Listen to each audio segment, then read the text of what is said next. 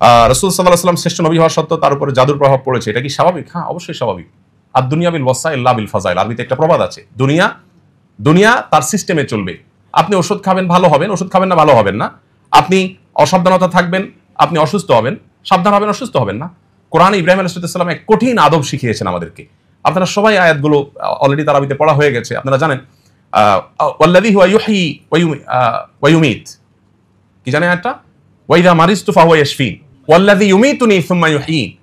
তিনি সে আল্লাহ পরিচয় দিতে গিয়ে তিনি তার কওমকে বলেছিলেন যে তিনি আমাকে জীবন দেন, তিনি আমাকে মৃত্যু দেন। এগুলো সবগুলো আরবি গ্রামার যারা বোঝেন, আরবি গ্রামার অনুযায়ী মুতাআদ্দি ফেল, অর্থাৎ এমন ক্রিয়া যে ক্রিয়াতে কর্তা এবং কর্ম আলাদা থাকে। তিনজন ব্যক্তির প্রয়োজন হয়, তিনটা লাগে, কর্তা লাগে, কর্ম লাগে, যার পর কর্মটা পতিত হবে, তিনটা লাগে। এরপরের বাক্যটা বলছেন ওয়াল্লাযী ওয়া ইযা মারিজতু ফাহুয়া ইয়াশফিন, আমি যখন অসুস্থ হই তিনি আমাকে সুস্থ করেন। অদ্ভুত এক জিনিস আসলে। ইব্রাহিম আলাইহিস সালাম বলছেন যে আমি যখন অসুস্থ হই আল্লাহ তখন আমাকে সুস্থ করেন। হওয়াটা দরকার ছিল কি? বিশেষ করে আপনারা যেহেতু মেডিকেল স্টুডেন্ট আছেন, টিচাররা আছেন, ডাক্তাররা আছেন, আপনাদের জন্য একটা খুব গুরুত্বপূর্ণ, রোগীদের অন্তত কাউন্সিলিং এর জন্য আমার মনে হয় খুব গুরুত্বপূর্ণ। ইব্রাহিম ইসলাম বলছেন যে আমাকে তিনি জীবন দেন, আমাকে তিনি মৃত্যু দেন, আমাকে সবকিছু তিনি দেন, সব আল্লাহ করেন, এটা বললেন। রোগের বেলায় আসার পর বলছেন ওয়াইদা মারিজতু, আমি যখন অসুস্থ হই।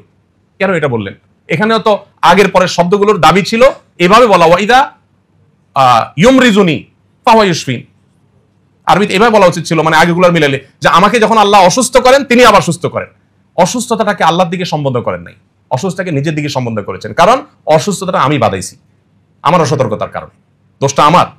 আল্লাহ সুস্থ করেন আপন অনুগ্রহে।